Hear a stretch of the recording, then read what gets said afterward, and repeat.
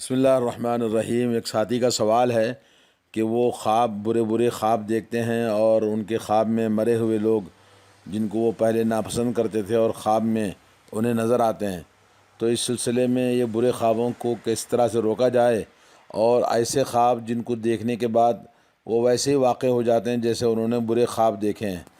تو اس کا جواب شیخ ابن باز رحمہ اللہ نے اس طرح کے خوابوں کے بارے میں یہ بتایا ہے۔ بسم اللہ الرحمن الرحیم۔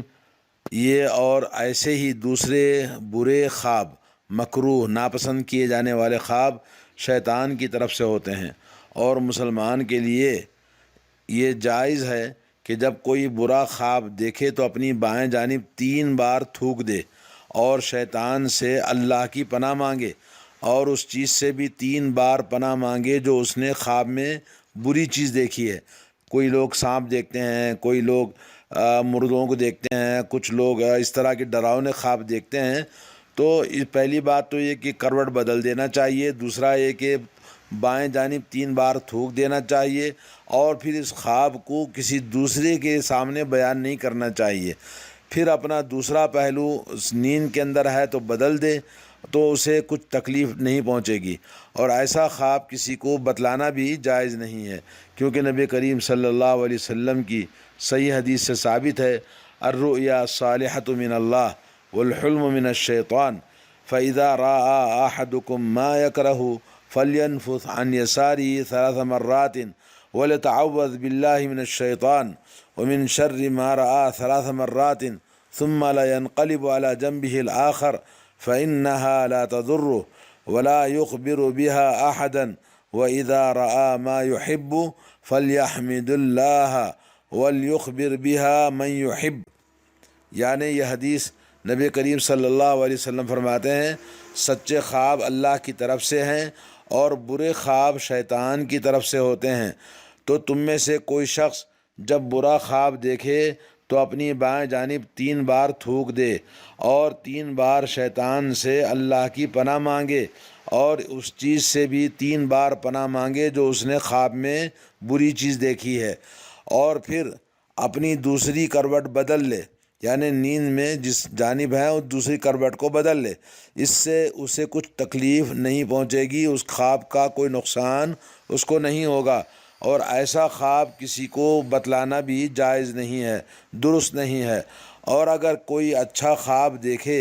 تو اللہ کا شکر ادا کرے اور اس خواب کو بتلا سکتا ہے ان لوگوں کو جن سے وہ محبت کرتا ہے، یعنی اس کے خیر خواہ والدین ہیں یا اس کے خاص جو مہربان لوگ ہیں ان کو بتا سکتے ہیں، ورنہ ان کو بھی وہ خواب نہیں بتانا چاہیے جن کو وہ خیر خواہ نہیں سمجھتا ہے۔ حضرت یوسف علیہ السلام نے جب خواب دیکھا تو اچھا خواب دیکھا، انہوں نے اپنے باپ سے کہا کہ انی رأیت 11 کوكبا والشمس والقمر رأیتهم لی ساجدین، کہ میں نے خواب میں دیکھا کہ 11 ستارے ہیں، چاند اور سورج ہے، یہ سب مجھے سجدہ کر رہے ہیں۔ تو والد نے کہا یا بنی لا تقصص رؤیاک علی اخوتک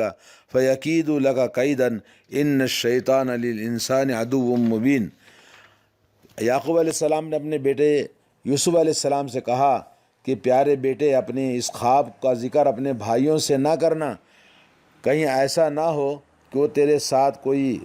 فریب کاری کرنے لگیں، یعنی کوئی نقصان تم کو پہنچائیں۔ شیطان تو انسان کا صریح دشمن ہے۔ اس کی تفسیر میں علامہ ابن کثیر رحمۃ اللہ علیہ کہتے ہیں کہ حضرت یوسف علیہ السلام کا یہ خواب سن کر اس کی تعبیر کو سامنے رکھ کر حضرت یعقوب علیہ السلام نے تاکید کر دی کہ اسے بھائیوں کے سامنے نہ دہرانا، کیونکہ اس خواب کی تعبیر یہ ہے کہ اور بھائی آپ کے سامنے پست اور کمتر ہو جائیں گے، یہاں تک کہ وہ آپ کی عزت اور تعظیم کے لیے آپ کے سامنے اپنی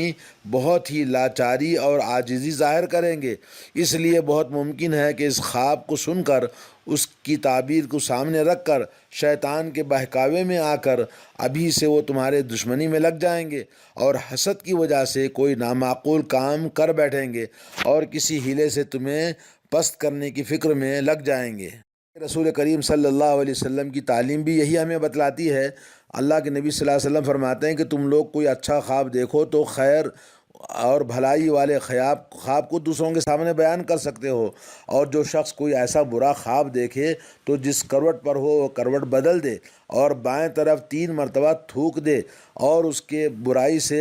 برائی سے اللہ کی پناہ طلب کرے اور کسی سے اس کا ذکر نہ کرے، تو اس صورت میں وہ خواب اس کو کوئی نقصان نہیں پہنچائے گا۔ مسند احمد کی حدیث میں ہے کہ رسول کریم صلی اللہ علیہ وسلم فرماتے ہیں، خواب کی تعبیر جب تک نہ لی جائے وہ گویا پرندے کے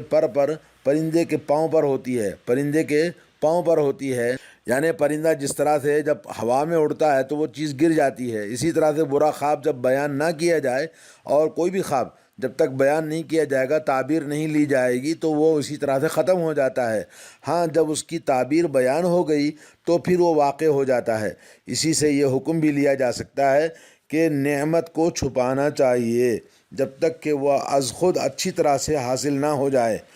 اور ظاہر نہ ہو جائے۔ جیسے کہ ایک اور حدیث میں ہے، ضرورتوں کو پورا کرنے پر ان کے چھپانے سے بھی مدد لیا کرو، کیونکہ وہ شخص کسی کے سامنے آپ اپنی نعمت کا اظہار کریں گے تو ممکن ہے اس کے دل میں حسد پیدا ہو جائے۔ بہرحال خواب ہیں، خوابوں کی کوئی حقیقت نہیں ہوتی ہے۔ اللہ تبارک و تعالیٰ نے قرآن مجید میں فرمایا، وَمِنْ آیَاتِهِ مَنَامُكُمْ بِاللَّيْلِ وَالنَّهَارِ، سورۃ الروم آیت نمبر 23۔ اللہ تعالیٰ کی نشانیوں میں سے تمہارا راتوں میں سونا یا دن میں سونا، یہ جو خواب ہوتے ہیں وہ حالت نیند میں جو نظر آتے ہیں۔ حضرت ابو ہریرہ رضی اللہ تعالیٰ عنہ فرماتے ہیں، میں نے رسول اللہ صلی اللہ علیہ وسلم سے فرماتے ہوئے سنا، لم يبق من النبوۃ الا المبشرات، قالوا وما المبشرات، قال الرؤيا الصالحہ۔ صحیح بخاری کی حدیث ہے کہ ابھی نبوت کے تمام چیزیں ختم ہو گئیں مگر مبشرات باقی ہیں۔ لوگوں نے کہا، یا رسول اللہ مبشرات کیا ہیں؟ تو آپ نے فرمایا، سچے خواب۔ اسی طرح سے ایک اور حدیث ہے، حضرت ابو ہریرہ رضی اللہ تعالیٰ عنہ فرماتے ہیں، نبی کریم صلی اللہ علیہ وسلم نے فرمایا، اذا اقترب الزمان لم تکد رؤیا المؤمن تکذب، جب قیامت کے قریب زمانہ آئے گا تو اس وقت میں مومن کے خواب اکثر سچے ہوتے ہیں، جھوٹ نہیں ہوں گے۔ رؤیا المؤمن جزء من 46 جزءا من النبوہ، اور سچے مومن کا سچا خواب نبوت کے 46ویں حصے میں سے ایک حصہ ہے۔ جی، یہ متفق علیہ حدیث ہے۔ اصدقکم رؤیا اصدقکم حدیثا،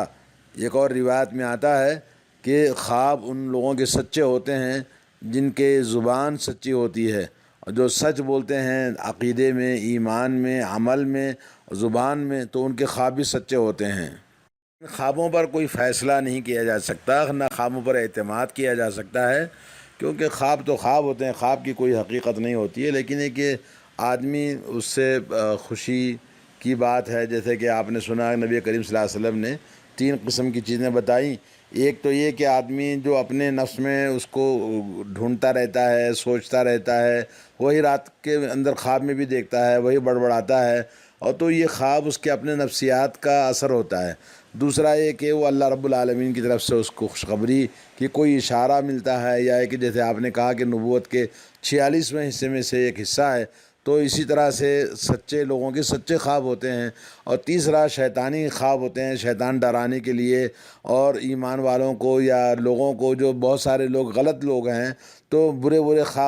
خواب جیسے بار بار لوگ کہتے رہتے ہیں، تو اس میں ہمیں